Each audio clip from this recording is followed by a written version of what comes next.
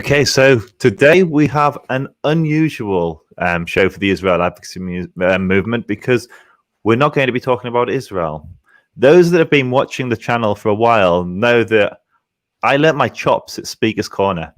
And Speaker's Corner is a part of London. It's a small part of a park where you have freedom of speech and people are able to express themselves in whichever way they want, as long as they're not inciting actual violence and causing harm to people. Anything goes. And so I went there. It was a great place for me to engage with Muslims, Christians, atheists, communists, socialists, everybody about Israel, Zionism, and Judaism. A few days ago on Sunday, there was a horrific terror attack where a friend of ours was stabbed. And so if you've been paying attention to the news, if you've been paying attention to their social media, if you've been paying attention to our feed, you probably noticed some of the content around this attack. And so the woman who was attacked is she's a Turkish refugee. She came here. She was Muslim, and she converted to Christianity. And so joining me on the channel today to discuss the attack are two regulars at Speaker's Corner. Steve, who is, I'll allow Steve to introduce himself and explain who he is and why he goes there. Bob, who I'll also allow to introduce himself and tell you who he is. But he's a Christian, a very well-known Christian in the park, as is Hatun. And there's myself, an Orthodox Jew. Now, we may be getting joined by a Muslim friend of mine to create more balance to the panel, but we'll be discussing what happened on Sunday in the horrific attack. So I guess, Steve, I'll pass it over to you to give a little bit of context. You were there, you know Hatun relatively well. And so if you just talk us through what happened on Sunday to begin with. Yeah, absolutely. So, yeah, as you said, Joseph, and well, firstly, I say pleasure to be on the panel with you both. A lot of respect for both of you. I think we our starting positions are very different when it comes to theology and religion, but I think the three of us are very, very respectful of each other, and I think we've all got a lot of time. So thank you for inviting me.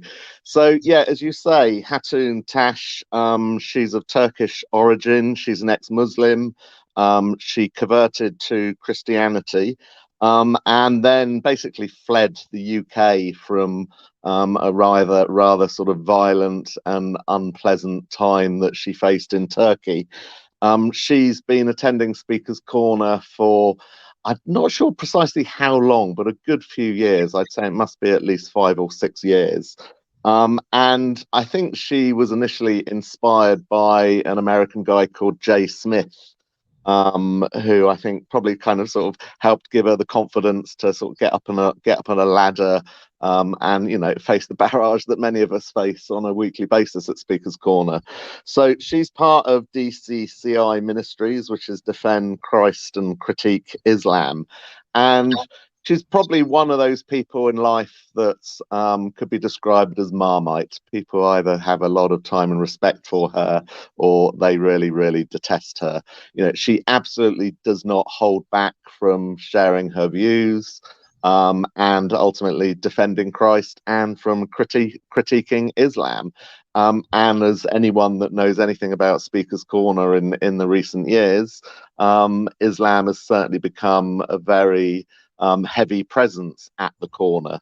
So she, Sunday was, only the last episode of an awful lot of violent attacks that she's had, which do seem to have been getting worse over the last year or so. So, she has previously been groped, sexually assaulted, spat on, lots of intimidation and threats. She's been hit, she's been spat. She was actually knocked unconscious after one assault back in October last year. So what's happened, on Sunday is just one of a long episode of violence that the woman's encountered. So basically, what happened on Sunday was that the weather was absolutely appalling. It was absolutely tipping down with rain for most of the day. But us hard ones were still going and sort of sheltering under umbrellas and under trees talking. I'd actually just left And I was on my way home and I had a message from a friend that was at the corner, very short message, literally saying Hatun has been stabbed. Obviously completely shocked. So I immediately did a U-turn and went straight back to this corner as fast as I could.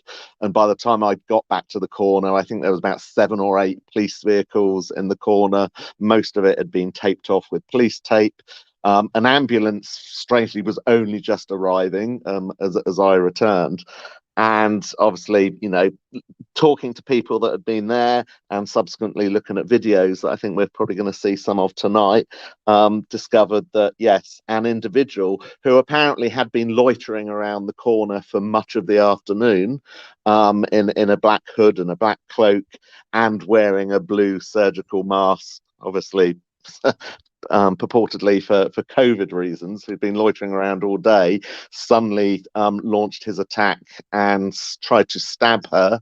And I think from what we've all seen on video evidence, he had one intention, and that was to slit her throat and murder her, which, even saying those words, it's just such a shocking moment. We've seen awful violence, but I don't think, even people that have been going to Speaker's Corner longer than me, and I've been going there 20 years, have said to me, they cannot remember ever such an awful attack occurring within the rounds of the corner.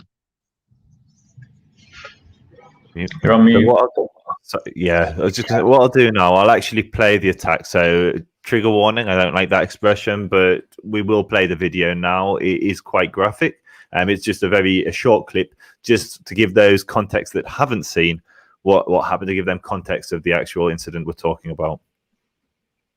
The Spirit of Allah and the word of Allah does not worthy of worship. No. What I'm saying is the word of Allah, Kalam Allah, Kalam Allah, Al-Quran, the Kalam of Allah subhanahu wa ta'ala, this is word. But the spirit, it's something going on, hold on. What happened?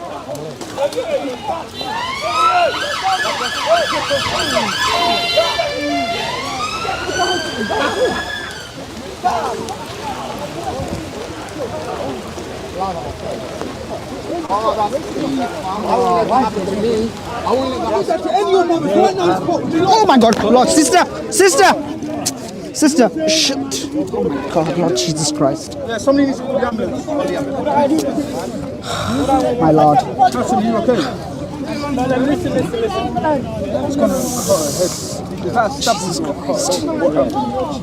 Can someone call ambulance, please? Somebody call the ambulance, bro. Yeah, I'm trying to call the ambulance. I can't see the.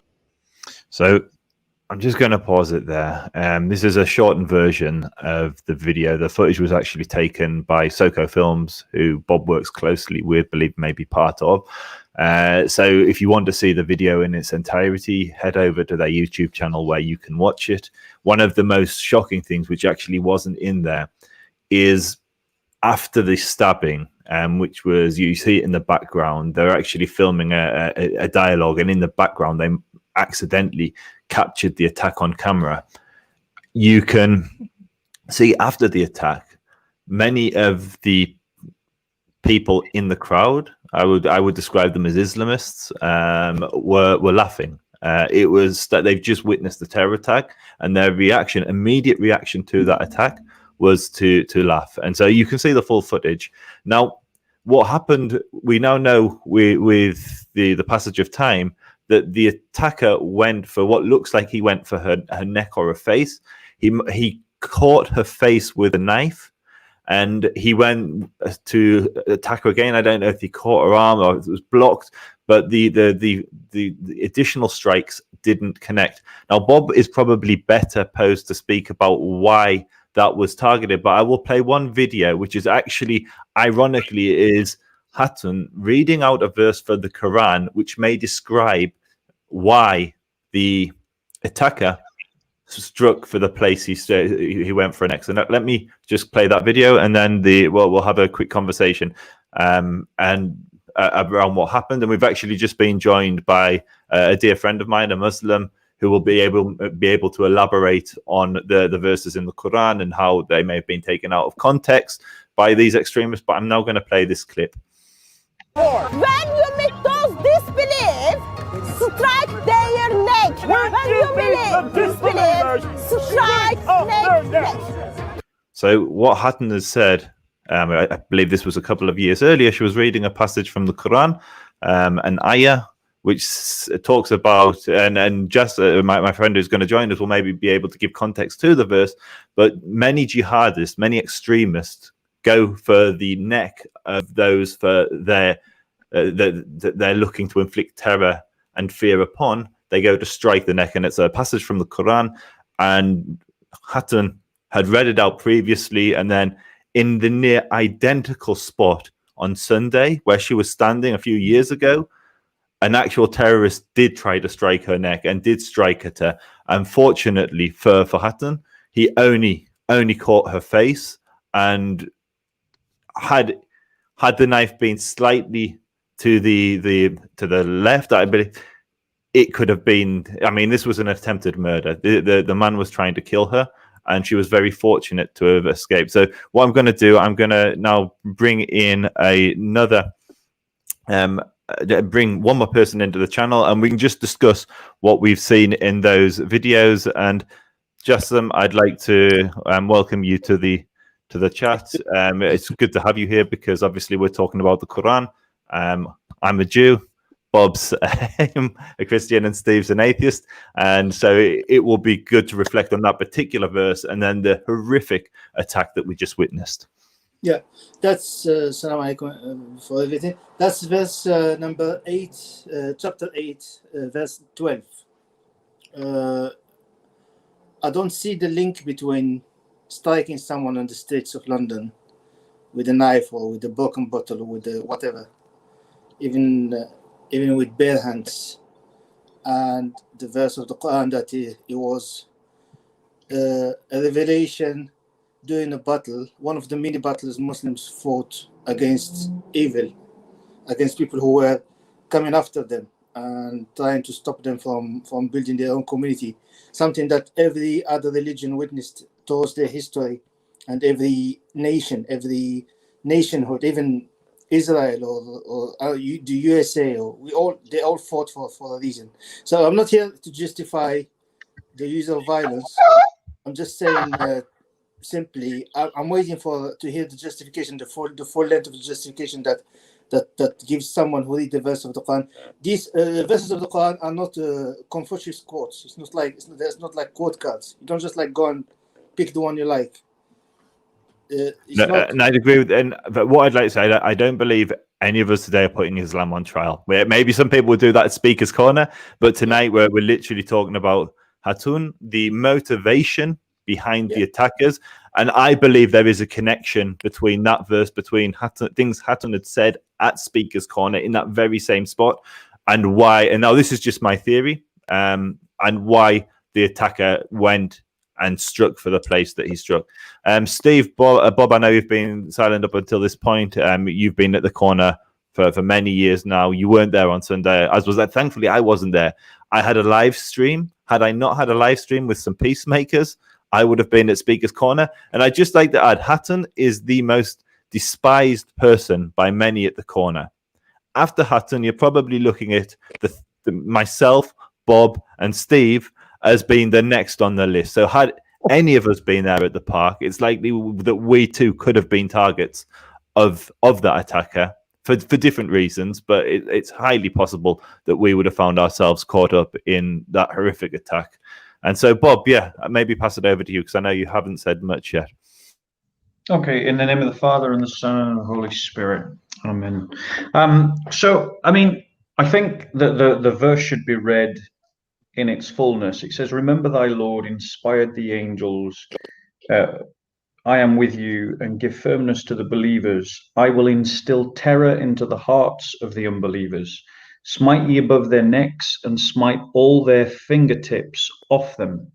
Now, I actually will agree with pretty much everyone else that the Islamists who use this to justify attacks are probably not interpreting it in a classical way, because the paradigm of Islam is a paradigm of being in power.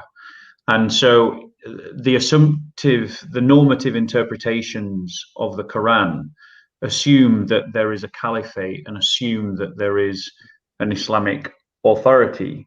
And where did you get that from? I'll finish my point if that's all right, Yassem. Yeah. And in No, terms of you just made no, a I'm claim going to finish my point if that's all right. I'll finish my just point. made the claim that the No, Quran I'm going to finish my caliphate. point. No, I'm still going to finish my point. Thank you. So, in terms of the way to interpret this, it's more along the lines of what happens in jihad, offensive jihad, when Muslims are invading other people's lands and seeking to conquer other people's territories. But this particular action to try and murder Hatun that we saw, I think, has more relevance to the Sirat literature and the Hadith literature. Which one? You carry on making claims. I'm still going to finish my point. It doesn't matter how many times you interrupt me, Yassem. I'm still going to finish my point. It doesn't matter how many times you interrupt me. So what I'm going to do, just because I want this to be a respectful conversation, I'm still going to finish my point. Let's allow everybody to speak, and everyone will be. You're talking nonsense. I'm still going to finish my point. Let him speak. Let him speak, and then we'll come back. No one's your dhimmi, Yassem. I'm not your dhimmi. Joseph's not your dhimmi, so you don't get to dominate me. You don't get to dominate. I'm not paying jizya. Where does the Quran say that we need I'm not paying to be Muslim? I'm not paying jizya. Where does the Quran so say anyway, to be a Muslim? Is it that difficult? Joseph, when you want me to finish my point, I will do, okay, but I haven't finished my point yet. You didn't give no, are you telling me to keep quiet, Yassem? No, I think you should keep quiet. I will keep quiet. I think you should keep quiet, and you should allow other people to speak. Because I guarantee, Yassem, if I interrupt you as much as you're interrupting me, you'll be complaining about it. No, that's just how it goes all the time. I'm asking you to give evidence. It's weird. I was quiet and listening to Joseph. I was quiet and listening to Steve. I interrupted neither of them. And yet here you are, and within minutes of your arrival, you're doing nothing but trying to dominate and interrupt. It does not matter how long you keep interrupting. I'm not going to stop until I finish my point. So all you're doing is just wasting everyone's time, Yassem. That's all you're doing right now. You're wasting Joseph's time, you're wasting Steve's time, you're wasting my time, you're wasting everybody else's time. All you need to do is learn some manners. I know your prophet didn't teach you any manners. I know your prophet had no manners. And you're demonstrating that right now by believing that you can just dominate, but you're going to have to control yourself. Because as you can see, you are just wasting time. And I'm still going to finish my point. I'm still going to finish my point. Literally, you are wasting everyone's time right now. Wasting everybody's time. Go on, I'm sure. I'm. What I'd say is, because I think for the benefit of the viewers, I think the audience really wants to hear what everyone has to say. They want to hear the rebuttals. They want to hear the arguments. I think the only way this works is if we allow each other to speak in our entirety. I'm going to be making notes because I'm sure people will say things that I disagree with, and I suggest that everyone makes notes, and we can ask the speakers to address those areas of contention. But once they've put forward their entire argument, I think and then we're not speaking over each other. So I'll allow Bob to continue, but I think that will be best for everyone. Thank you very much. So it will seem now that I've been speaking for a very long time, but I want everyone to remember I've just spent 3 or 4 minutes asking Yassem to show basic manners and basic politeness.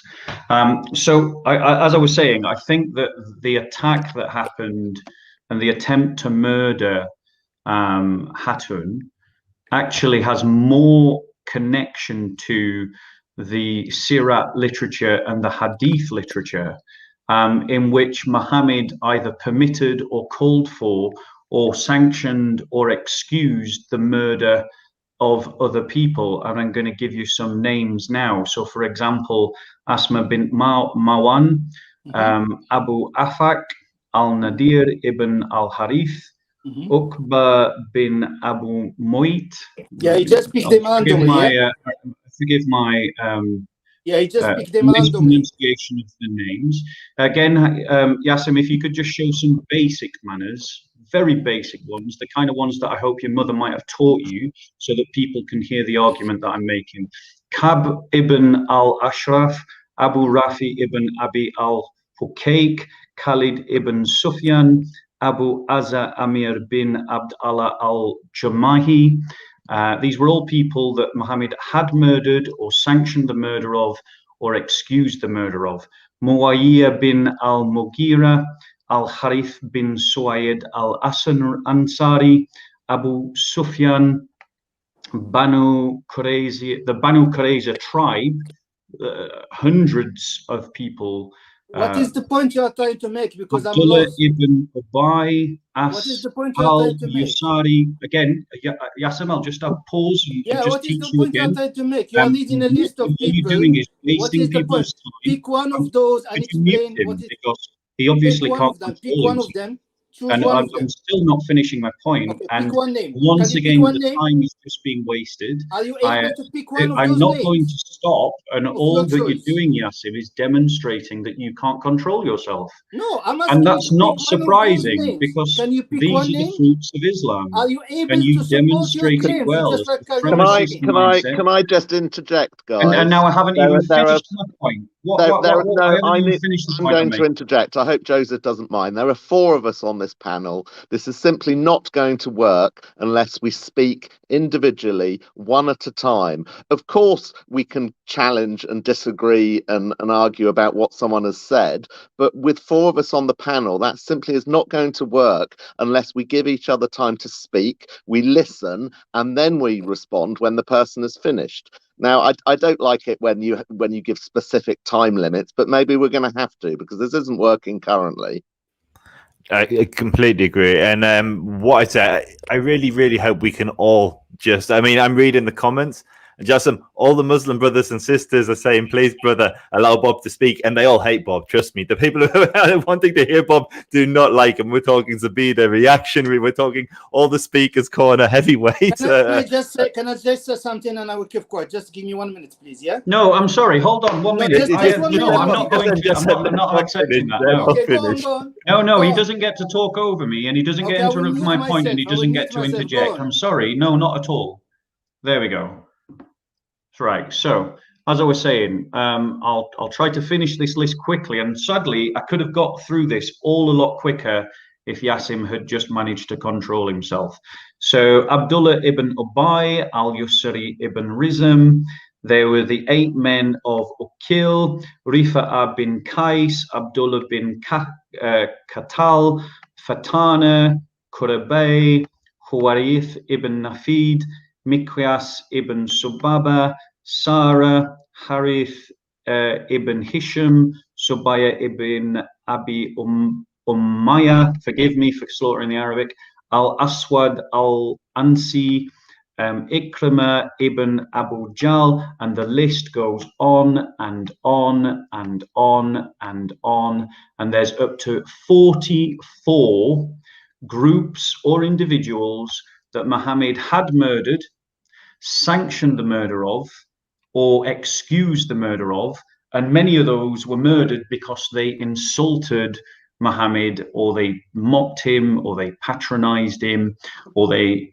resisted Islam, many of them just by words.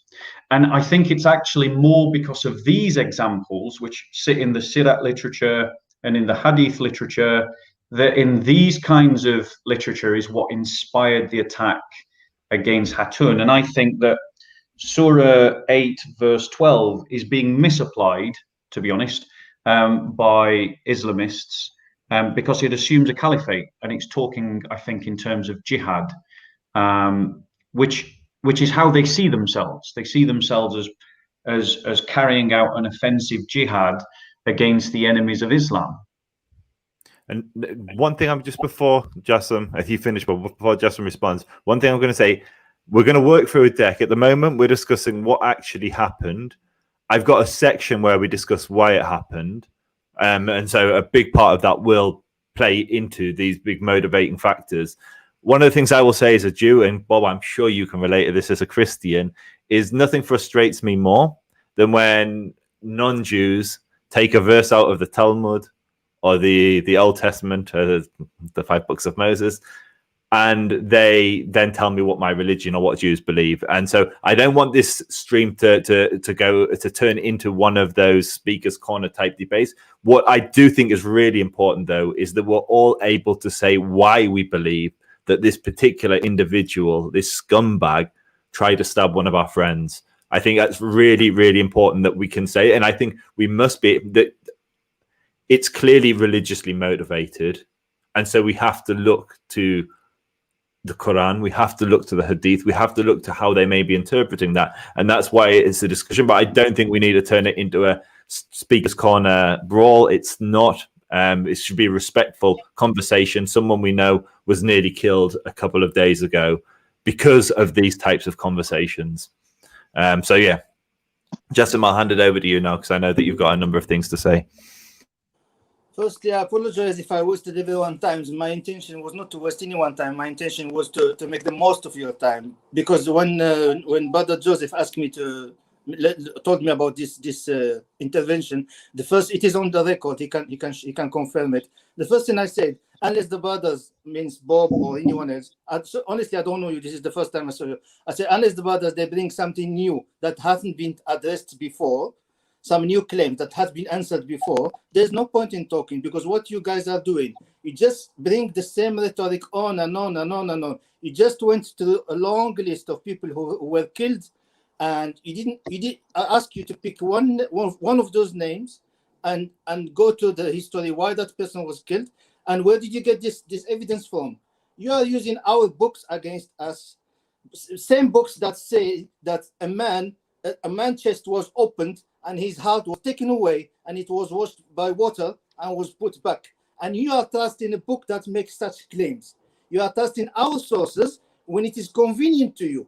But when we are talking to you, we are trying to explain to you the way we take wisdom and laws from our books, you don't listen. So if you are trusting a book that says that a man's heart was taken from his chest and was washed in water of Zamzam and was put back and stitched, and that man lived until he was 60 or 65, then you can, if you call this a reason, then carry on and use the sources.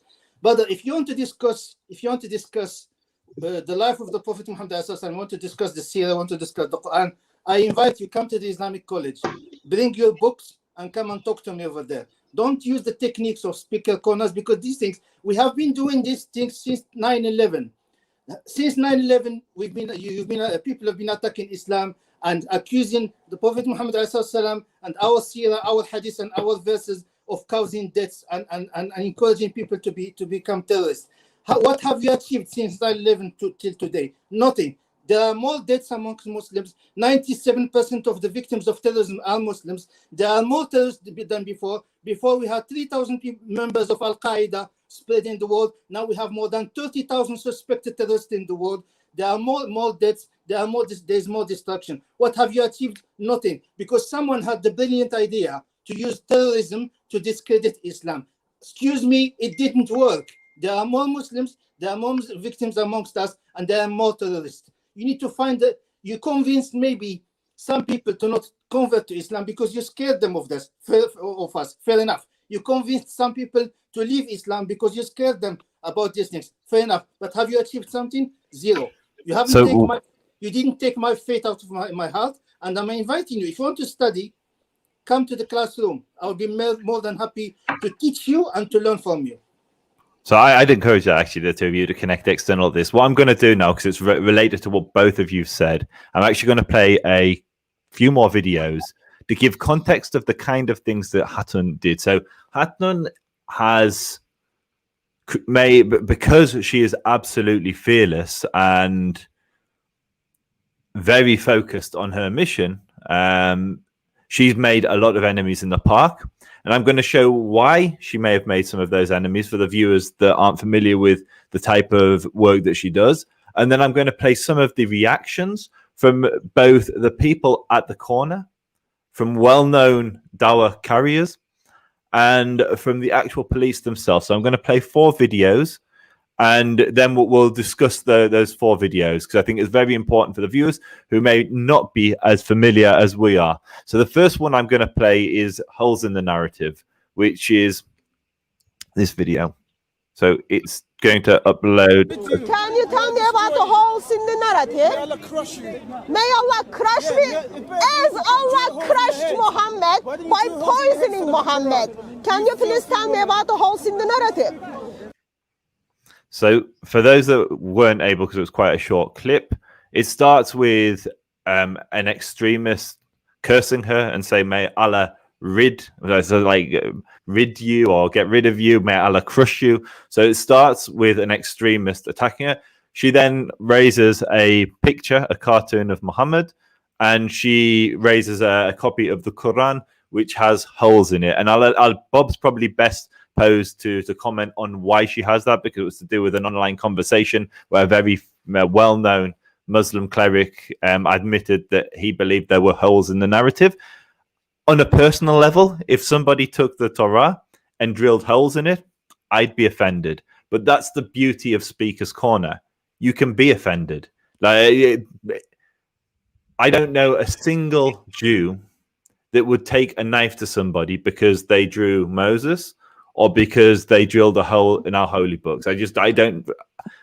Maybe somewhere in the world there is some extreme fanatical Jew, but the reason why it's really important here is I will go on to play a number of clips to show the type of violent and extreme reactions that Hatun has received for the type of message that she brings to Speaker's Corner.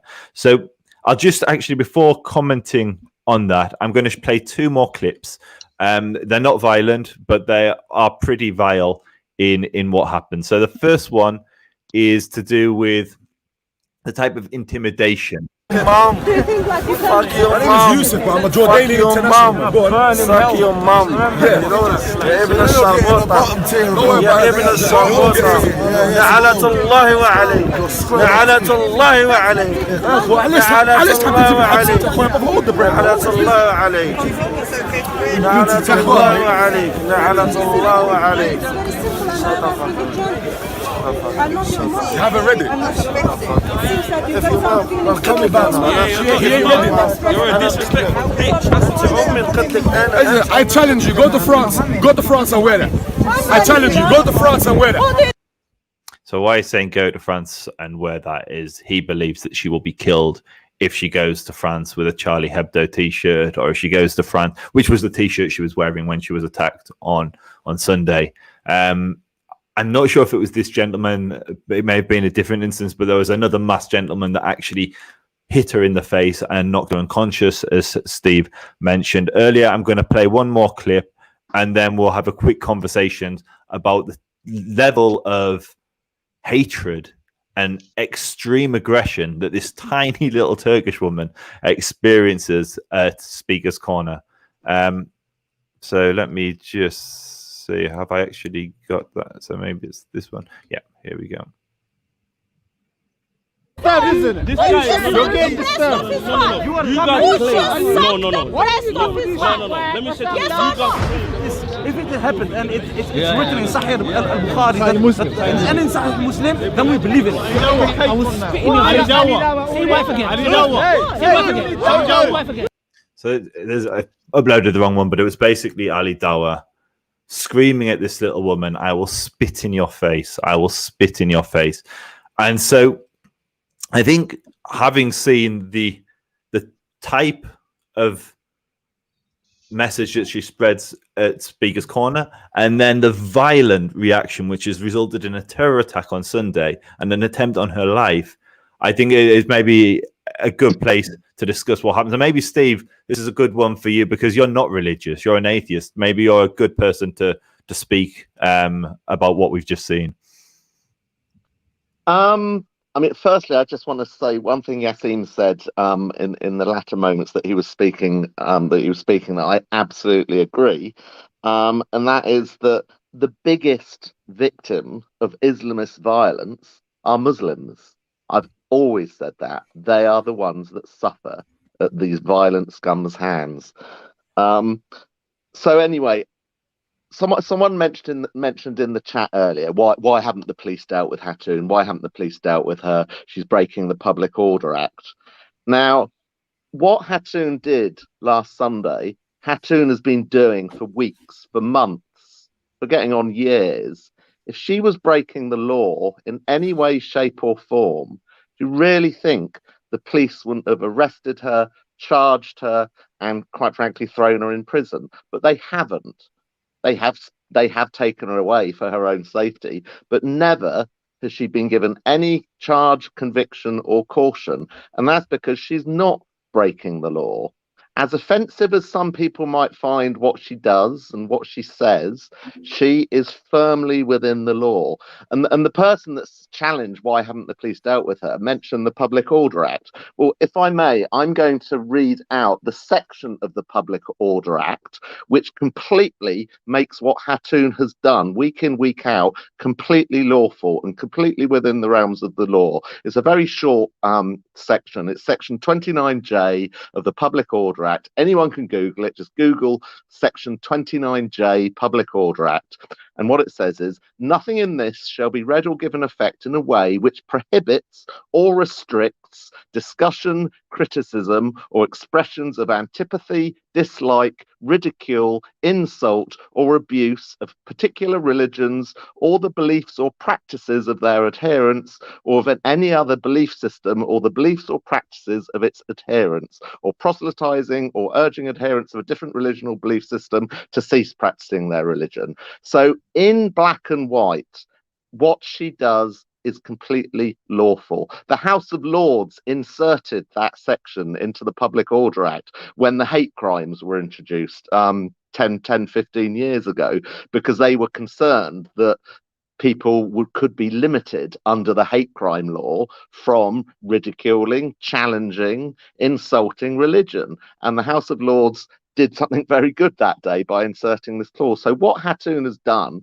is complete within the realms of English law. Now, people literally do not accept that. They don't like that. That's why they take the law into their own hands on Sunday to the extent of trying to murder the poor girl, because simply they cannot accept the British law. And I'm sure, Jassem can tell us how it is an innate aspect of Islamic law that you follow the law of the local land that you live in. So clearly, these idiots, if it was a Muslim, and I do want to say we don't yet know who the culprit was, we don't know what religion he was, we could all put money on what the probability will turn out to be, but the fact of the matter is currently we do not know who it was. But at the end of the day, what she has done is completely within the realms of the law, but there are these violent scum who think they can apply their own diktats, their own Sharia law, their own blasphemy, whatever you want to call it, because they do not accept what is lawful within the English law.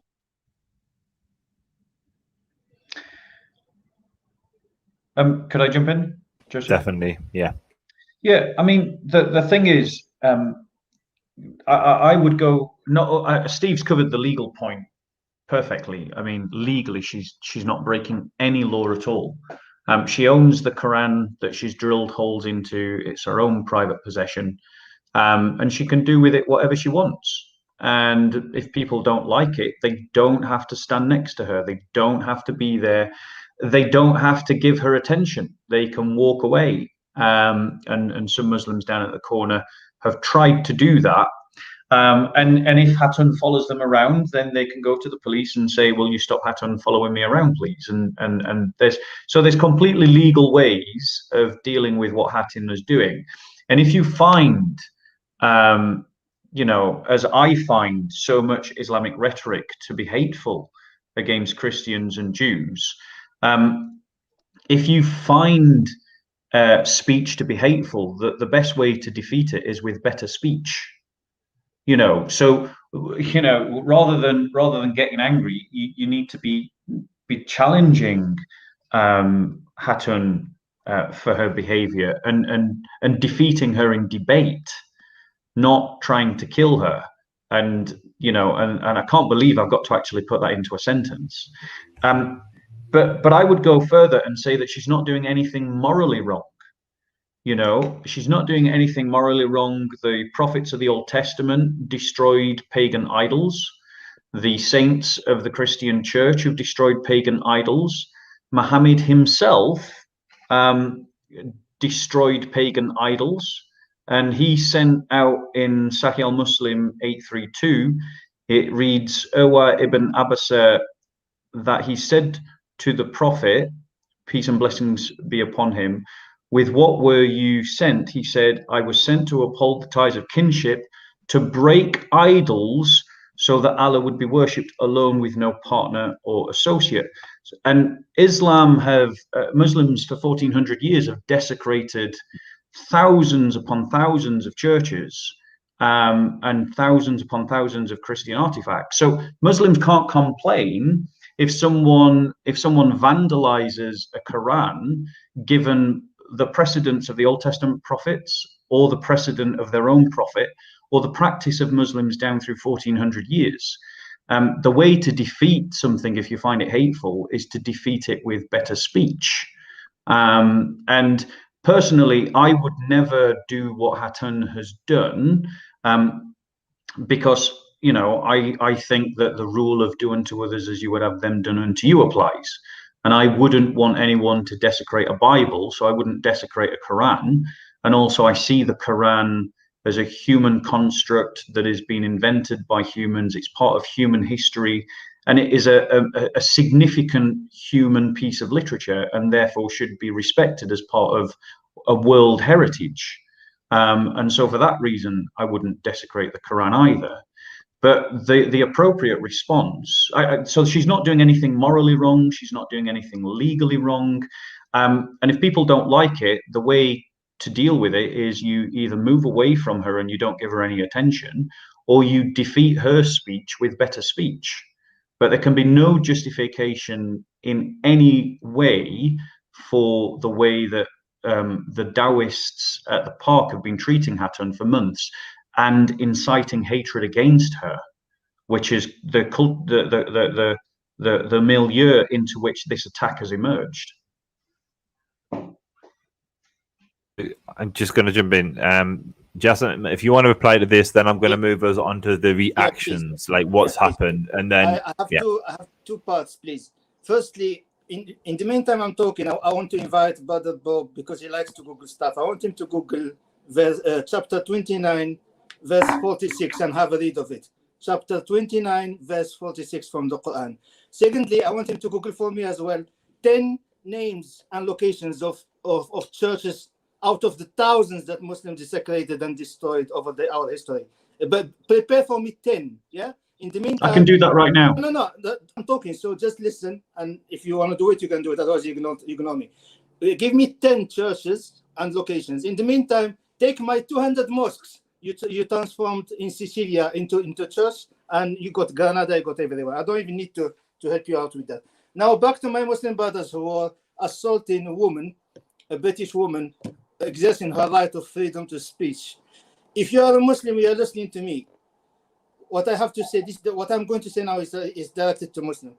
If you don't like the law of this country, or you feel that the law of this country is not protecting your religion enough, if you think that that woman was doing is against your religion, and the English law is not protecting your religion enough, you have to pack your suit and go away from this place. Okay? You have to leave.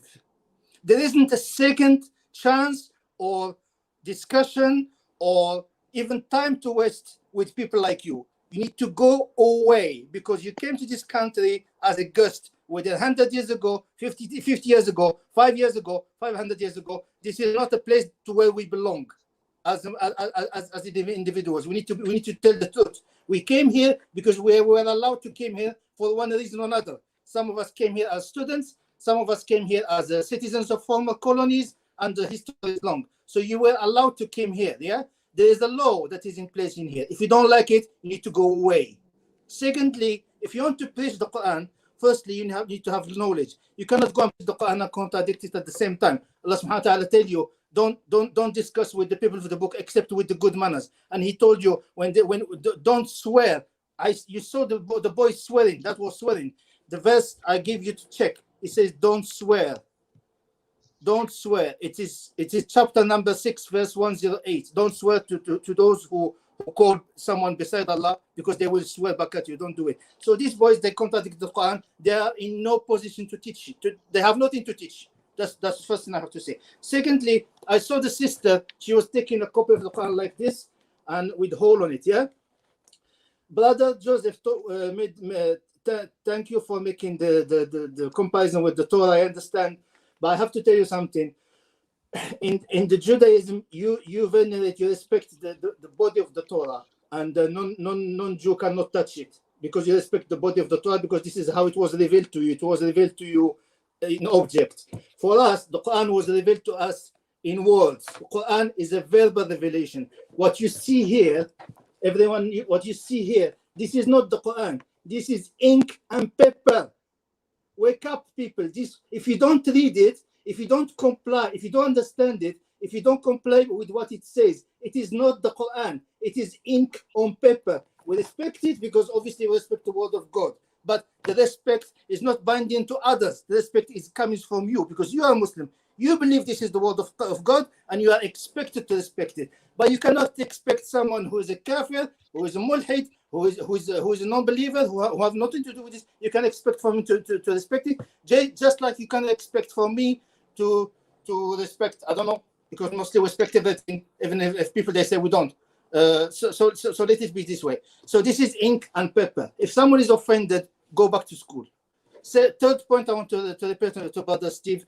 I think I talked about the law of the land. I think I spoke about the Quran.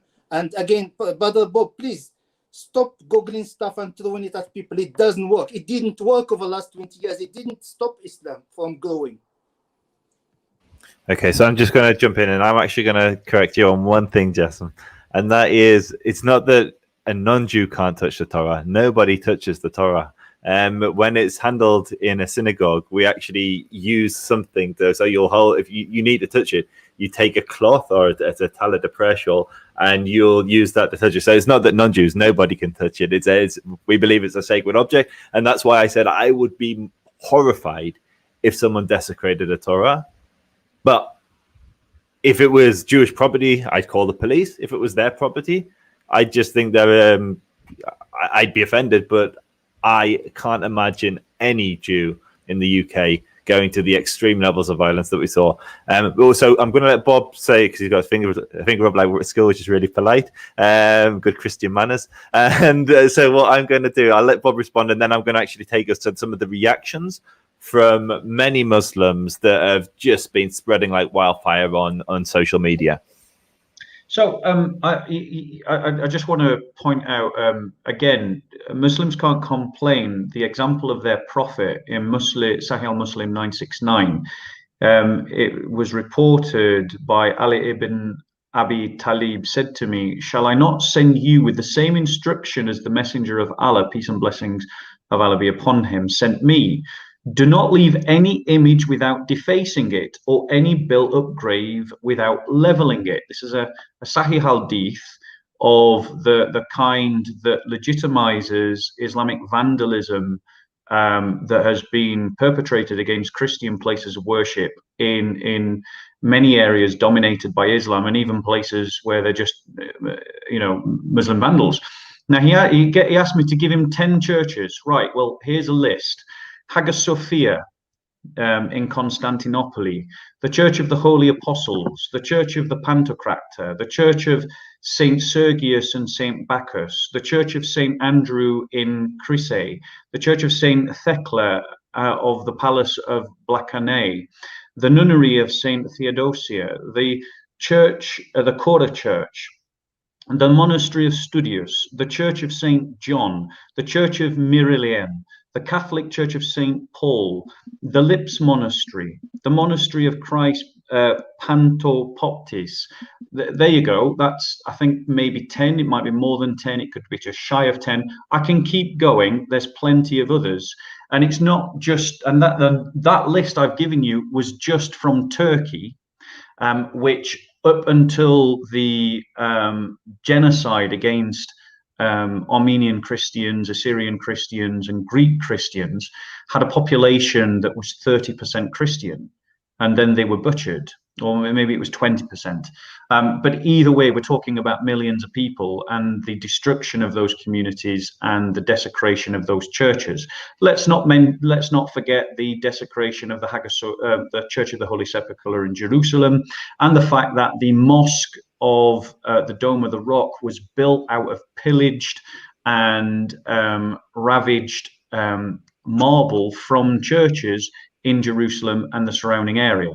So, that Muslims are doing what Muhammad did, and so Muslims can't complain if someone desecrates a Quran as because their own prophet has desecrated the sacred places of other religions, pagans, and then sent out Christian Muslims with a command that would lead to the desecration of Christian places. Now, I'm not going to talk for too long. There was a lot of things that were said, and I'm just going to give a Quranic verse, which will probably lead on to what you're going to talk about, Joseph, which is the kind of, the vitriol that came out against Hatun after this attack, showing a kind of inhumanity. The thing is, Steve, Joseph, and myself come from a tradition that believes that man is made in the image of God, and therefore we believe that all human beings are born with an innate dignity that comes prior to any other qualification or factor, including religion itself. But Islam does not share that worldview. In the Quran, it states in Surah 2, Ayah 221, do not marry the unbelieving women until they believe. A slave woman who believes is better than an unbelieving woman. This is the same Quran that goes on to call Christians and Jews the worst of creatures, the worst of creatures. So within the Islamic worldview, there is a pyramid of dignity that goes Islamic free man, Islamic free woman, Islamic slave man, Islamic slave woman, then Christian man, then Christian woman, and Jewish man, and then Jewish woman. They don't have that view that all human beings are made in the image of God. And even as Jassem was talking, and Jassem is evidently a guy with a conscience, he's evidently a guy who's of a sound mind, but even he could not resist calling us kafirs. Kafirs is an insulting term. You might as well have just called a black man the N-word, or an Asian the P word. How do you call because someone it has that doesn't and believe in once Jesus? again he's interrupting, and How once again do he's you call someone, demonstrating because this poor is what manners, you and want, I'm once giving it to again you. he's This is the demonstrating way, the this fact is that he your, this does is your not see trade, us as you know. equals on this You panel, throw and he is provocation because demonstrating this by is, his works the yeah, fruits of his yes. religion How do you call as being someone a who doesn't believe in disciple of Jesus? Muhammad. How do you Because call someone who unlike doesn't believe him, in Jesus? I did not interrupt him, and as you can see, I don't stop talking when you interrupt me. So But this the is your point is, trade. This is what even you are made Yasin, there for. you You go are a again, he's provocateur. interrupting. So So I I'm was giving you, literally I'm just about to responding to your finish my point, provocation. but now This I'm is just going to what you have to want. keep talking, It makes and we'll just keep talking over one Guys, another like your this. demo. But and then Jassem, eventually, at some ask him the point, I will question get to afterwards. finish my point. I'll let you respond. So even Yasim, who is evidently not a bad guy, couldn't resist calling us kafirs and murtads, or murtads. Forgive my pronunciation. These are insulting terms, ladies and gentlemen. No mistake. He'll translate it as simply unbeliever, but there's emotional connotations connected behind the term kafir. The idea of being ritually unclean, the idea of being less than fully human, the worst of creatures, and so his religion, even when he has a good conscience, still results in a supremacist language, and you all need to wake up to that. And there's a better way of living, I think, and that is living as a disciple of the Lord Jesus Christ rather than living as a disciple of Muhammad. Okay, brother, thank you for exposing your own ignorance. You just said that the use of word kafir is a pejorative. Obviously, I don't expect from you to understand Arabic because it's a very complicated language. You need to have learned it from childhood. Can you give me an example where kafir is used as a compliment? Can you give me an example of where you call someone kafir as a compliment? Yeah. Ibrahim alayhi salam, he says about himself, he's a kafir in verse 60, chapter number 4. Ibrahim, and he said that as a compliment, did he? What passage, please? He called himself kafir. What passage? It is verse 60. 60. No, it's chapter 60. 60, yeah. Verse number 4. Verse number 4. We're going to see it as a compliment, I'll read it right? for you in Arabic and you can check it. قد كان لكم أسوة حسنة في إبراهيم والذين معه قالوا لقومهم إنا براء منكم ومما تعبدون من دون الله كفرنا بكم وبدا بيننا وبينكم العداوة والبغضاء أبدا حتى تؤمنوا بالله وحده. Ibrahim, the one عليه السلام, the one who was the father of all the religions, he said, I'm a kafir. So when I am calling you kafir, actually I'm doing you a favor. Because but what I'm trying to explain to you, the word kafir it's not a pejorative. There was a time when Muslims they mistreated and they persecuted non-Muslims, but this doesn't mean that the word itself is pejorative. Because if we were going to use that same logic, even the word Jew will be pejorative. Even the word Muslim will be pejorative. Even the word Salafi will be pejorative. We don't judge words based on historical periods or historical behavior. We judge the words based. There's something called etymology. That's why I called you. Come to the classroom. I will teach you. And the way that you can pay me is that I will learn from you as well. This isn't really the subject I think we're here to discuss, though. It's as interesting as you two might find it. Yes, exactly. I was going to say the very same thing, Steve. So what I'm going to do now, I'm going to move us on to some of the reactions of of some Muslims online, which I found absolutely horrifying when I saw. So bear with me. Let me just. Okay, so Hatun deserved it. I don't care. The cuffs, kafir, relevant to the conversation we've just had. The cuffs are cowards. They'll see a few more of these guys getting stabbed, and then they'll shut it. So what this Ms. the Fizz, while I don't believe in cancel culture, I'm sure a few people will be reporting him. What he's effectively saying is that he hopes there's more terror attacks like this so that people don't insult his religion. And now this is a free country.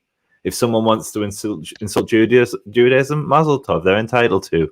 And somebody should be able to insult Islam. That's a sincere belief of mine. Next comment. Was that? Yeah. I literally have no sympathy for anyone who insults our Prophet Muhammad, peace be upon him. Good riddance, Hatun. So this person thinks Hatun's being killed and is saying good riddance. Next comment. Harmless. Her fame. So this is a response. Her fame among the Paulians, Christians, does harm the layman brothers and sisters. The woman is a trash, and if this country were following Sharia, she'd be gone long ago, and we'd be laughing in your faces. Hatun deserved it. Some of you need to grow a spine. If you think those blasphemous preachers should be dealt with adab and ihtiram, Jassem, you'll maybe need to help me out with what that means after taking us through. Adab means good manner, ihtiram means respect. Good manners and respect.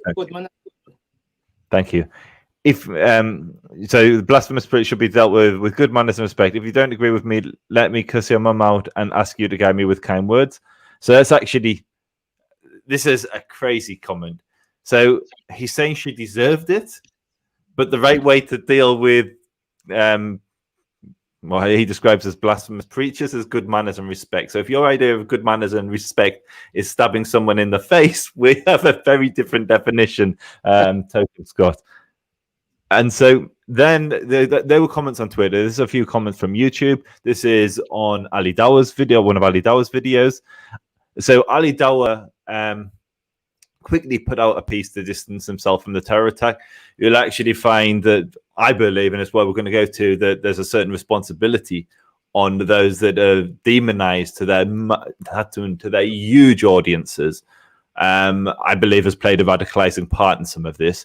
But anyway, Ali Dawah quickly put out a video, and one of the things he said was because this this terrorist had undone years of dawah work that they'd been doing at the park, that Allah should break his back. And so this was the response from one of his subscribers or one of his followers on his video. Ali, whoever insults the Prophet sallallahu alaihi wasallam deserves worse. So deserves worse than being stabbed in the face. Another person, this was in response to a video of Ali Dawah that was posted on another channel called Sam Dawah. Ali, you don't get to trash the guy with the knife. He did it because they were insulting Muhammad, peace be upon him, on daily basis. And he loves Muhammad, peace be upon him, more than you. So the terrorist loves Muhammad more than Ali. Someone else writes on one of Ali's videos, is Hatun dead? Someone responds, sadly, no. If I was in the park, she would be in hospital long ago for her hate preaching. So that's effectively the just a few. I've got videos as well from the actual incident. Actually, I'll tell you what. Why don't we play the one of those videos, and then we will open up the conversation to the reaction online, which has just been absolutely shocking. So let me just play the. Here we go. One last video. You did say earlier that you had it come. Yeah, that's what that's kind of like she had it coming. But I said, no, she got shot. Yo, it's good. I said she had it coming, bro. And you know the funny thing is, 5 minutes before it happened, dude, why'd you do it last week? You was there. I was like, listen, one thing.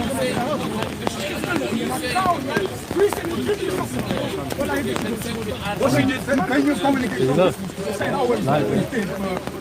She got herself in the side. Where did he see that? So effectively what the individual was saying, or maybe it's more than one person, but at least one person saying that Hatun had it coming. She had a terror attack coming. So yeah, what I'll do, I'll now open the Steve. Because there we got a little sidetrack with the Christian Islamic apologetics. I'll let Steve jump in and give his thoughts on the reactions online. Yeah, I mean it's it's just self-apparent. It's undeniable, instantaneous. Whether it was verbally.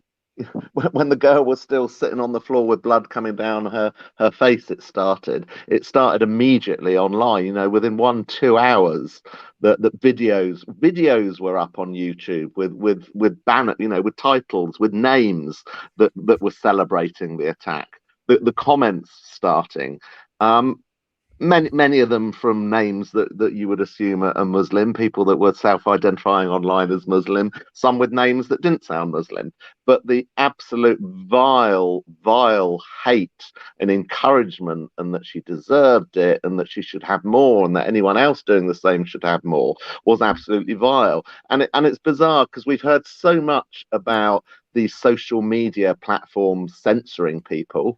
Well, they're going to have their time on their hands if they were equal and doing it in this, because there are people who are glorifying terror, there are people who are encouraging terror, and these comments are sitting on these social media platforms. And the people whose YouTube channels some of these comments are on, if it's your channel, you have the obligation, the legal obligation under the terms and conditions of social media platforms like YouTube to govern the comments that are made and to delete any comments that are inappropriate. And they're still up there on these people's channels, whatever the people might be saying themselves. But of course, a lot of these Dawa clowns, their first priority is not Dawa. Their first priority is protecting their huge base and their huge income from their monetization of videos. That is their first call. That is their first concern, to protect that. But they're sailing close to the wind by the number of the sorts of comments that they've got. But another aspect of reaction that I'd like to discuss now, whether we come back to this later or whether I cover it now, is the British press and how they've reacted to the situation. Shall I cover that now? Yeah, and also I had a video of the police and their reaction as well, because I think so. I'll tell you what, Steve, let's come to the police and the press after, but let's deal with the reaction of the Muslim community, not the Muslim community, because most Muslims in the UK are absolutely oblivious to this, but the online followers of these Dawa preachers. So yeah, let's leave it relevant. Bob, you've got your hand up. Why not jump in? So I mean, I just want to. I know you guys think that I'm running I'm trying to run some kind of sideshow here, but I'm not running a sideshow. What I'm trying to point out to you guys is that within the Islamic literature, there is a supremacist monologue that goes on that you can lift up and you can tune into. Now, it appears that Jassem doesn't buy into that. He's not bought into that kind of supremacist narrative, but it is there in the literature. The people that attacked Hatun have bought into a supremacist, violent narrative that you can construct from Islamic literature, like for the fact that Muhammad had people killed for insulting him, such as Asma bint Marwan. And I can give you the references if you want them, Jassem. So, like, you know, and the idea of striking terror into the hearts of the unbelievers, and the idea that a believing slave woman is better than an unbeliever. And as we saw, the word kafir was being used as an insult by one of these Islamist punks. Now, the point that I'm making is that these people are buying into that narrative. Now, I want to stress, I don't believe that every Muslim buys into that narrative. What I'm pointing out is that that narrative is there to be bought into if you are so attuned. And people like the Dawah team are the soft end of what I think is an Islamist network.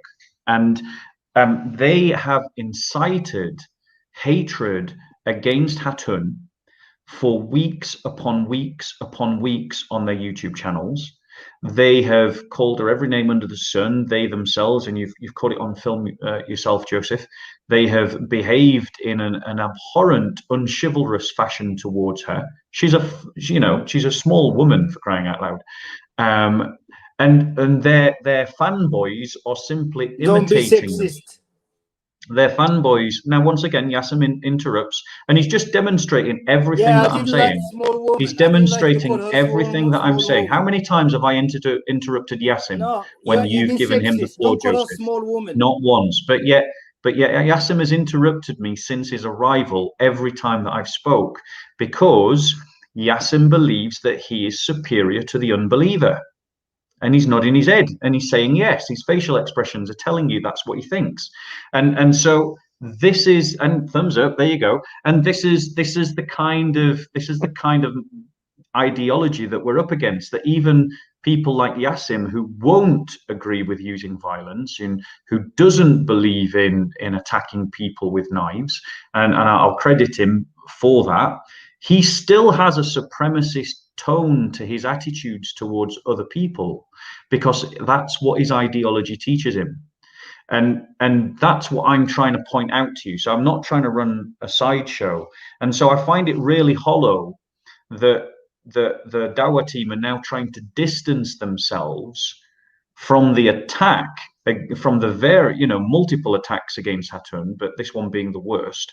They're trying to distance themselves from that attack when for weeks and weeks and weeks they have been encouraging vitriol and hatred towards Hatun through their platforms.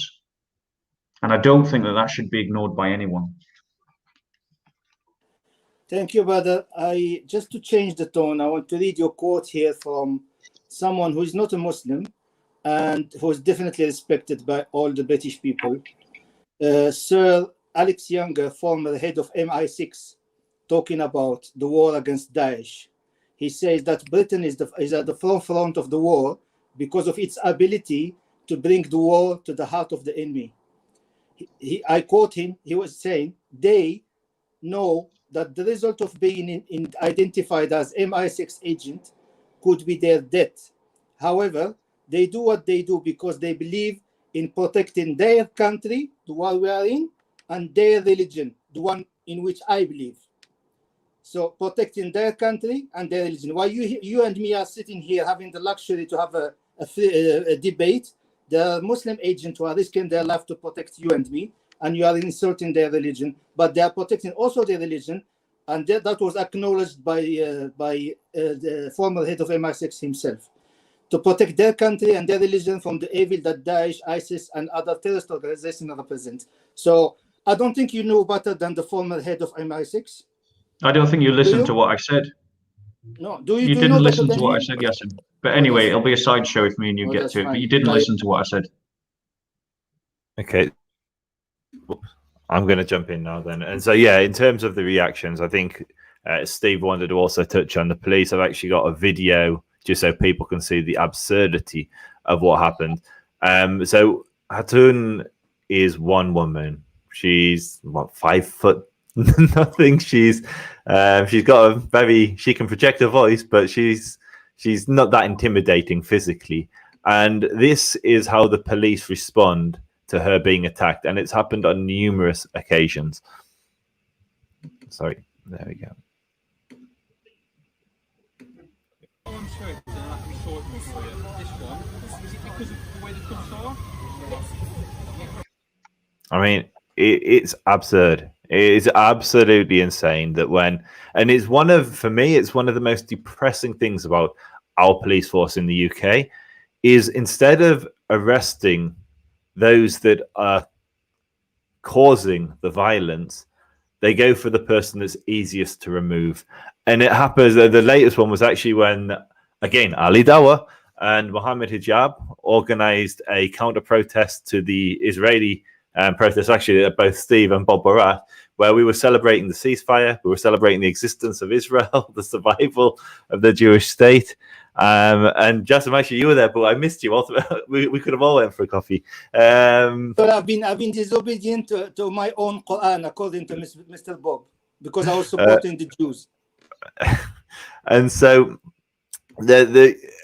we were at that, and you had marching up the streets again, an Islamist thug screaming for the blood of Jews, saying they were going to find some Zionists. We want their blood. We want the Jews.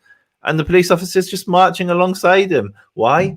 Because there's there's a mob, and they're worried that if you arrest one of the perpetrators, it could lead to a greater breach of the peace. And I think this happens time and time again at Speaker's Corner. Every time I've been violently assaulted, I've been removed from the park. Now, anyone that knows me knows that I'm not a violent man. And I would say that every time I've been assaulted at Speaker's Corner, it's always by a Muslim, and it's always Muslims that come to my defense.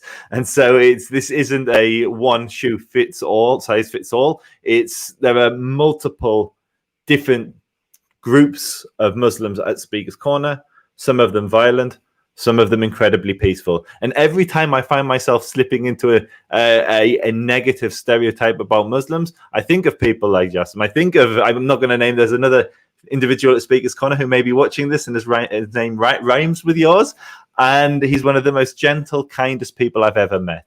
And those that carry out these heinous terror attacks do so in the name of Islam. And those that give zakat, sadaqah, that give charity, that help the poor, that defend me, also do so in the name of Islam. And they just read the religion incredibly differently. So yeah, the police, I think, have handled this appallingly. And the press, Steve, you're probably more qualified to give a better analysis because you've been paying much more attention to it. But yeah, maybe I'll hand it over to you, Steve, to talk about the police and the media. Okay, well, let's start with the police then, shall we?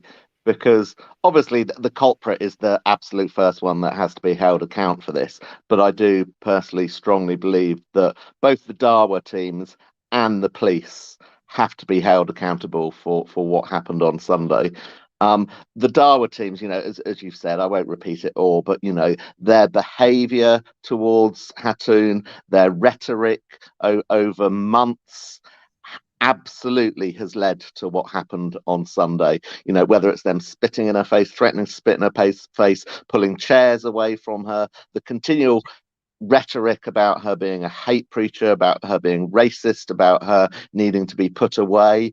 They have to hold some responsibility for this. Their Weasley words that they're coming out with now will not erase our memories of what their behavior and what they've been saying for weeks and months will not be removed. So they have to be held accountable, but also the police.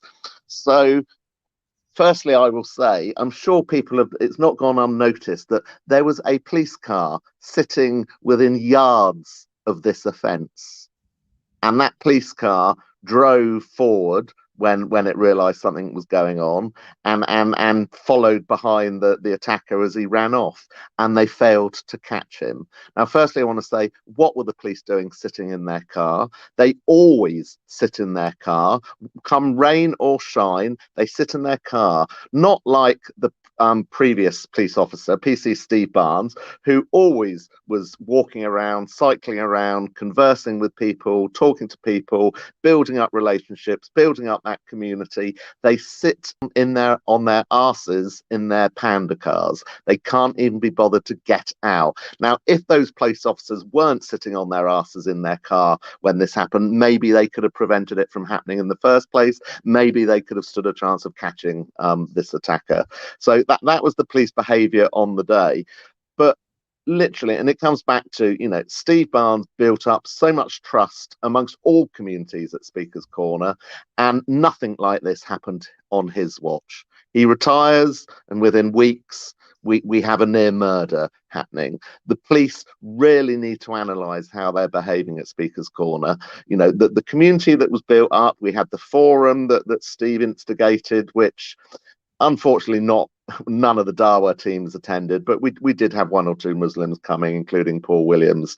That really helped build the community, helped build dialogue, help build the sharing of intelligence and the prevention of crime at Speaker's Corner. Crime plummeted during the existence of that forum, and Steve Barnes should absolutely be proud of being the backbone that achieved that. The police, quite frankly, now, the Royal Parks Police are shameful.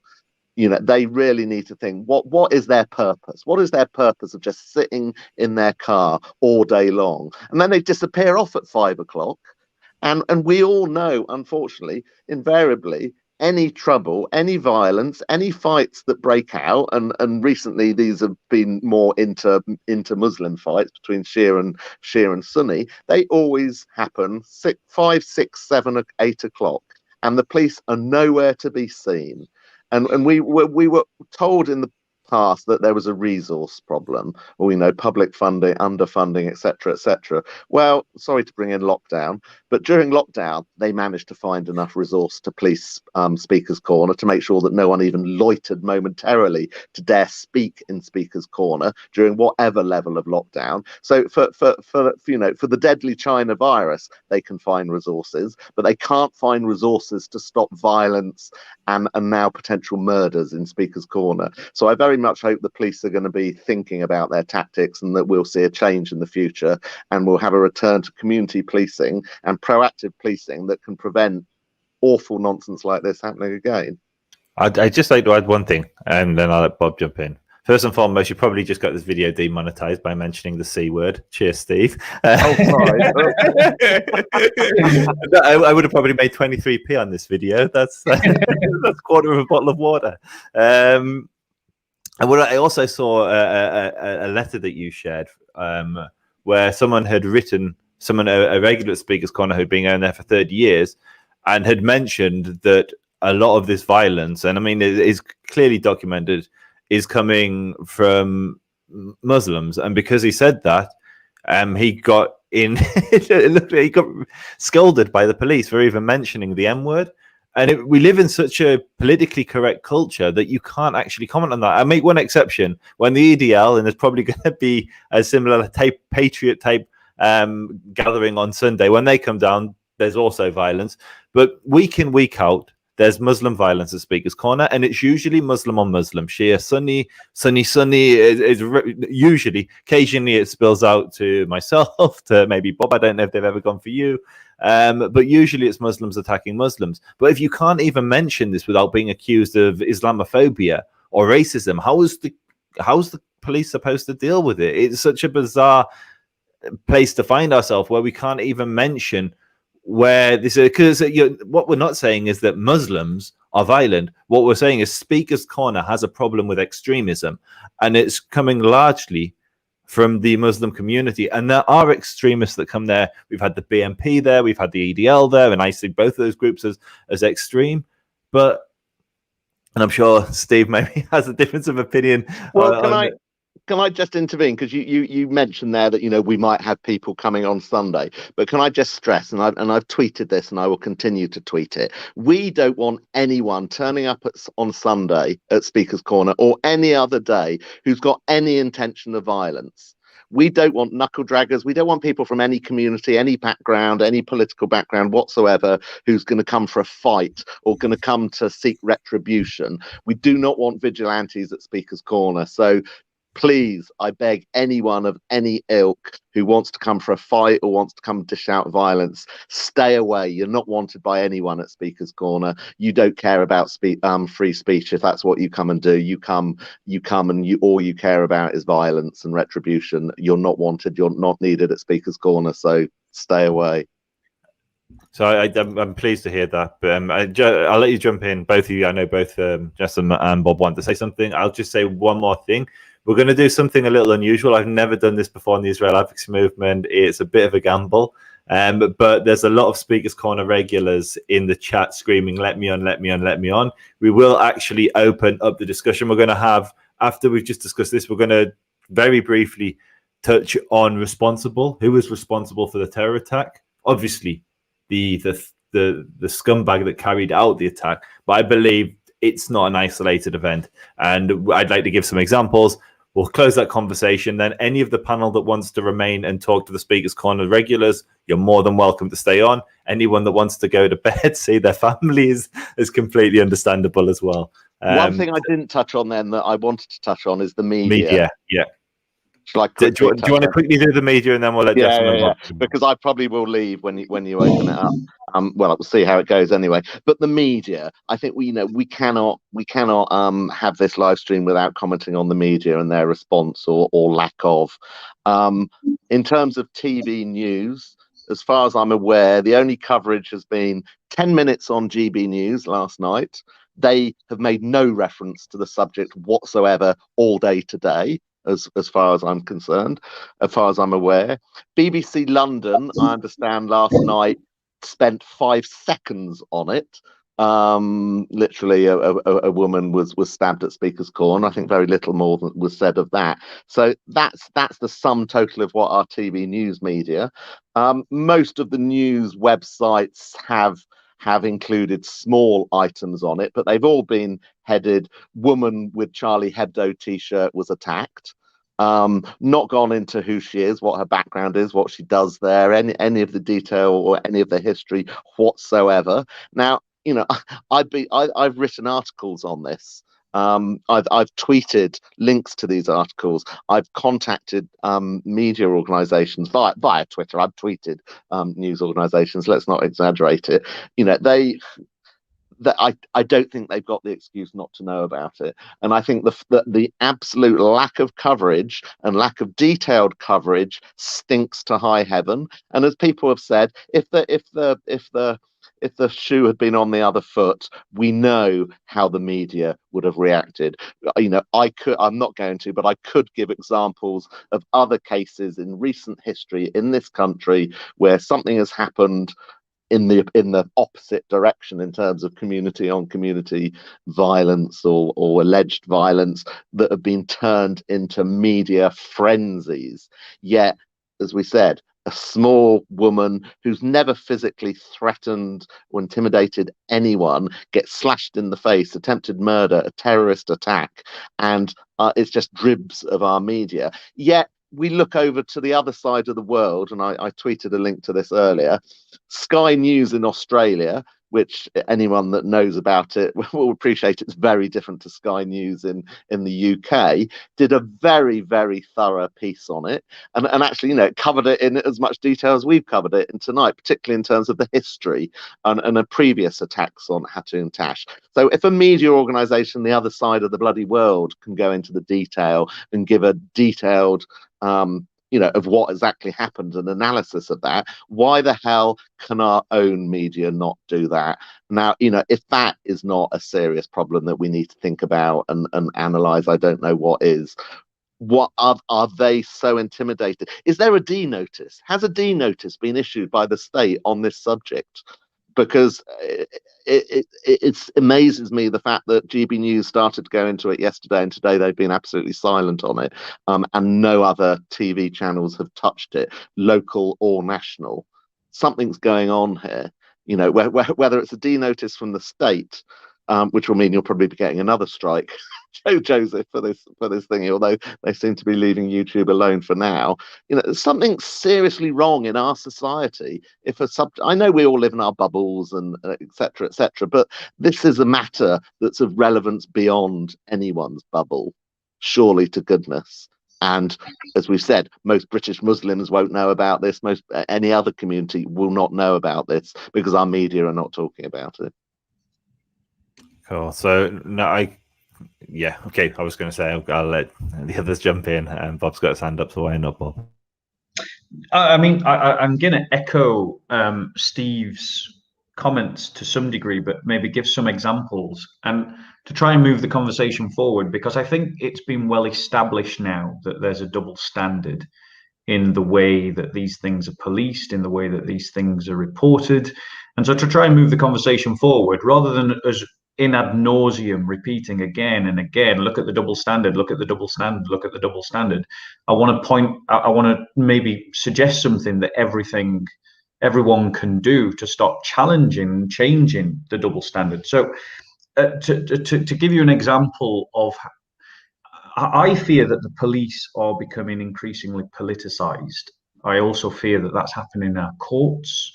I think they're being politicized by a liberal progressive ideology that is anything but just, righteous, or fair. And I think there are serious and deliberate attempts to politicize both the police and the courts. And we have activist judges who are and activist police officers who are basically applying the rule of law through a certain ideological spectrum. And some examples that I would give to that, regardless of what you think of Tommy Robinson, whether you like him or you don't, when he was campaigning politically in a democratic election to be elected democratically, a Muslim mob was marched by the police to where he was having a political rally, not an estate where these people lived. And they then proceeded to attack the political rally, hurling scissors and bricks and bottles at women and children. Now, completely condemnable behavior. And I know there's lots of good Muslims that will also condemn that. I include Jassem amongst them. But the reality is the police marched this mob to the place so that they could harass and attack politically. Now, how the heck does that happen? You've also got the fact that we all know damn well that if a Muslim woman, God forbid that it should happen, and I mean that with the fullness of my heart and soul, but if a Muslim woman was attacked by a Jew or a Christian for clearly religious motives, it would be on the news for days, and we would be getting lectures about Islamophobia through our politicians, and just some examples, like the burning down of churches in Canada, the burning down of churches in France. If the same number of mosques had been burnt down in Canada or France, it would be a news topic for weeks, and there'd be lectures and debates and discussions about Islamophobia. So why aren't we talking about Christophobia? We're not talking about Christophobia because the liberal elites have an ideological blind spot. And that ideological blind spot confuses three categories. It confuses the adherent of the religion with the religion itself, and then overlays that with a racial dynamic. And because the majority of Muslims come from an ethnic minority, the liberal progressives, who for the most part are upper middle class white folks, who've never had a black or an Asian friend, they fetishize those communities. They feel that those communities can do no wrong, and they have this kind of patronizing, inverted racism, believing that these communities can't be held to the same standard as everyone else, and that they must be protected in a special way. And so they talk about Islamophobia. But if I criticize the Catholic Church, which lots of people do, and I have done myself, no one accuses me of Catholophobia. If I criticize communism, nobody accuses me of commiphobia. If I criticize Hinduism, no one accuses me of Hinduphobia. And there are plenty of people who criticize the Christian faith. They are not accused of having a phobia. But if you criticize Islam, if you criticize Muhammad, if you do the thing that Hatun does, and she's never incited hatred against Muslims, ever, not once. In fact, she's the most adamant person that says that you should love Muslims, and I agree with her. But she is accused of being an Islamophobe. And that is the reason why these things don't get the same coverage that they do. It's because of this ideological blind spot. The police are governing us by the rule of the mob, and they are doing so because the ruling elites are spineless, cowardly, conflict-averse, middle-class folk who don't want to and can't envision how you would tackle a consolidated geographical community, which is what we've got with the Muslim community, into which there is only a tiny percentage of radicals. I would say, a guess, maybe 2 or 3%. But that tiny percentage of radicals is concentrated in number. And then there's degrees of separation that move out from this tiny degree of radicals, to which there are people that have leanings towards degrees of how much they buy into the same radical narrative. And when these are consolidated communities, it makes them very hard to tackle and very hard to challenge. The British government and the Western world is following a policy of poisoning the lake so that it becomes inhospitable to the fish being the radicals, the lake being the wider Muslim community. It will not work. As Jassem pointed out earlier in the conversation, and as all the research has pointed out from Pew Research and from many others, radical ideology is gaining traction amongst Muslim communities. It isn't losing its traction amongst Muslim communities. It's still a minority, but it is a growing minority. And the reason for that is because the strategy that we're following doesn't work. The Dawah team have incited hatred against Abu Layth up in, I think it was Bradford or Birmingham, I don't know where he is, Mufti Abu Layth. His house was attacked. They've incited hatred against Hatun. They tried to kill her this Sunday. They incited hatred against Cosmic Skeptic. Now, thankfully, he's not been attacked. But can anyone else see a correlation? And I know that correlation doesn't equal cause. I'm fully aware of that. But sometimes it does. Now, the media itself that buys into this liberal progressive echo chamber has demonstrated its double standards by, for instance, the way it covers persecution of religious minorities. Christians in Burma have been persecuted for far longer than the Rohingya Muslims were persecuted. They've suffered ethnic cleansing, just like the Rohingya Muslims have suffered, but the British media haven't gone on about it. Christians in Nigeria have been killed in their thousands by Islamists. The media aren't talking about it. And I've mentioned Canada and I've mentioned France. So what can we do about this double standard? Well, the first thing we can do is we can start talking about it. The second thing that we can do is whenever we meet one of these liberal types with their progressive crap, you basically have just got to challenge them on their hypocrisy and to challenge them forcefully on their hypocrisy. And when they want you to talk about their agenda, rather than buy into that and talking about their agenda, you force them to hear your agenda.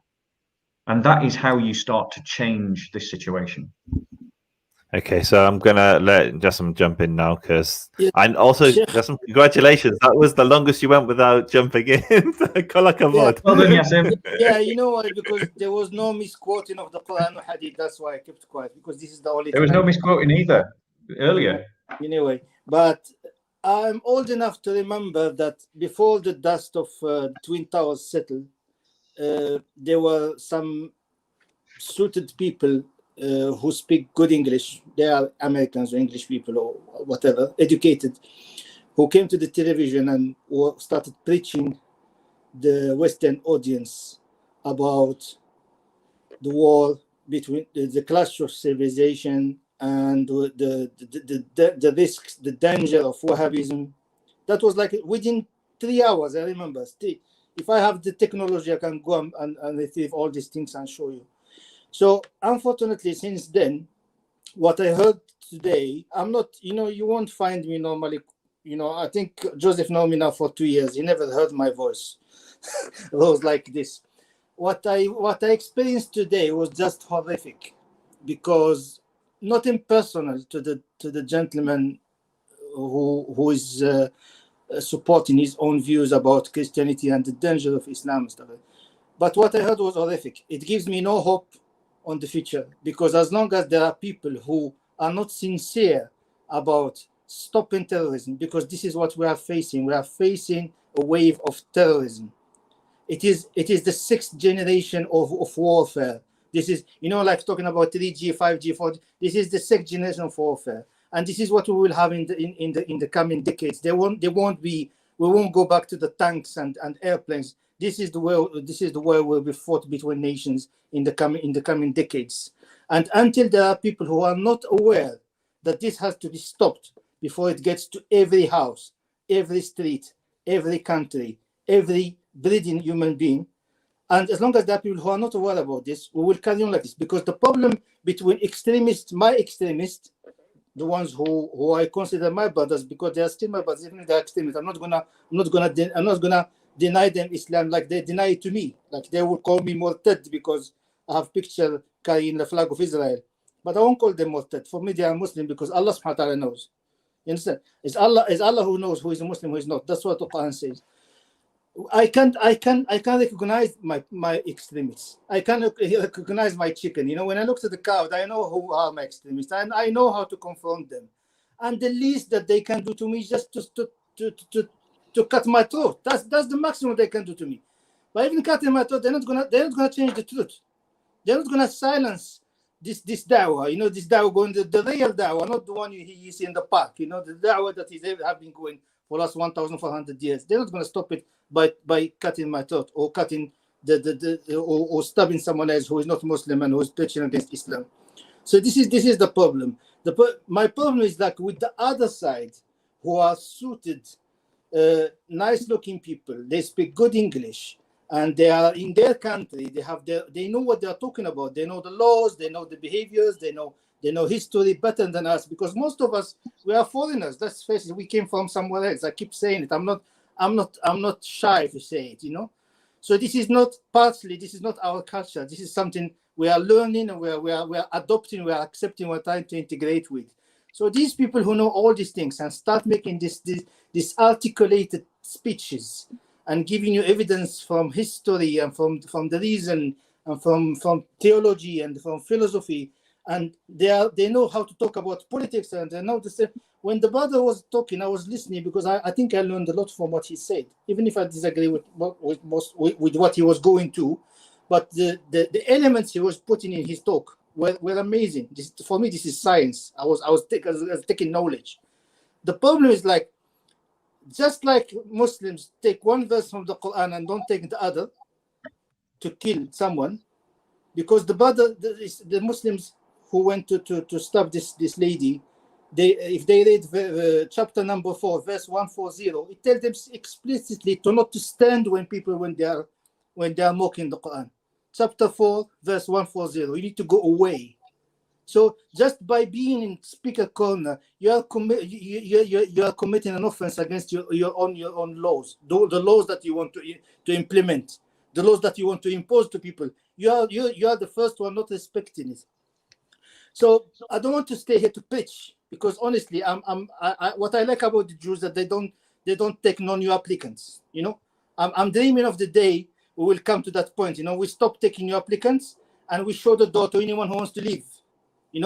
Door open. You want to become ex-Muslim? I help you to become ex-Muslim. You want to become Muslim? I don't know how do you become Muslim. Go and ask Allah to tell you how to become Muslim. I'm not going to teach you. Everything is there in the books, in the internet, and so. But I'm not going to give you that. I'm not going to invite you to Islam. We need to get to this point. If you read my blog this morning, what I said, did we get to the time that we need to close our mosques? The brother who is telling me that we are taking churches, what I just written this morning, you can go and check it. It's not like I make it up. I posted at 9 o'clock in the morning. After I went through the French situation, and all this building up to the elections and shutting mosques and deporting imams. What I did right, I say we need to be creative now, because this is not going to change. There will be no day that they will pick up and they will say Islam is beautiful, Islam is nice religion. And there will be no day that all Muslims will wake up and they will be following the right path and the wisdom. Don't even look for it. It's not going to happen, because we are 2 billion and there are a lot of implications that led us to this situation. There will be no day that we will get all Muslim extremists. Just forget it. It's like COVID. You have to live with it. You need to learn how to live with it. So that's why I say, is it time to start closing our mosques? Because they want to start deporting imam. They want to impose their own views of Islam. They want this, they want that. Okay, close the mosques and pray at home, because Allah will forgive you. You don't have to have a mosque. This is the beauty of our religion. I don't have to have a mosque.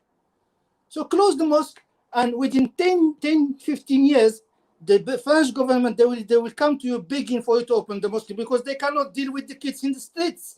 Because you can't talk to them. If you raise your voice on your child, social services, they will take them away, or they will put you in jail. There are no imams to talk to them. There are no Islamic schools. They don't study Arabic. How are you going to deal with them? We already tried this formula in France over the last 30 years. It didn't work. You didn't change Ali and Omar and Abdullah to Jack and John and Jacob. You don't change people's mind. Look at what happened to the Jewish people.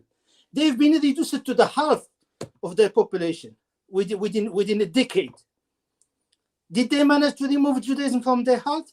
What it did to them? They just made Judaism better because of persecution. Well, this is what persecution does to Muslims. This is what you have people like, you see, I'm no one. I'm just like last comer. You know why I'm here? Just by coincidence. It's just because I picked up a Jewish couple in my cab, and they were scared of me because I looked like this. That's why I'm here. I never been in social media before. I opened my Twitter account in September 2018.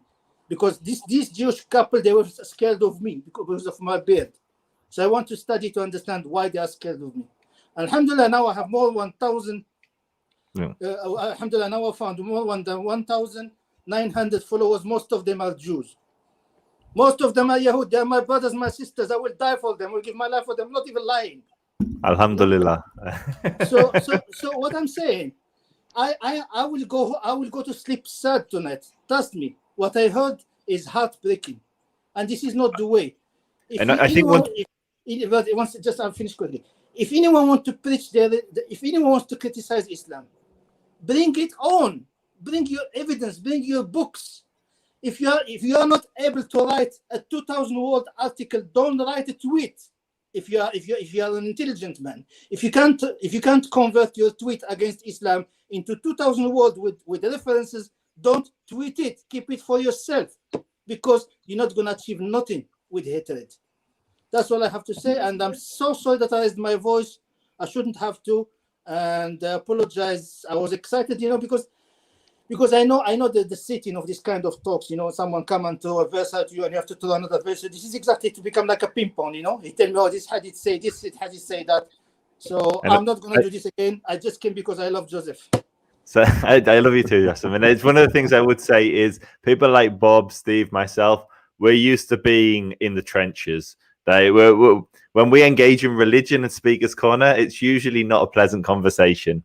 And so you've got two people of a very different worldview. Jassem, you're looking to build bridges, to work on the issues within your own community, whereas Bob, Steve, myself, we're much more out there, often clashing with people that want to do serious harm to us, as we saw on Sunday. And so I think one thing you mustn't lose sight of is all of this conversation has taken place in the wake of a terror attack against somebody that we know, almost certainly carried out for religious reasons. And for that reason, what I'm going to do, I'm going to play two videos, one screenshot. Steve, you're welcome to jump off. Sabida, who's a Speaker's Corner regular, is in the lobby waiting to be let in. So I'm going to quickly play two videos.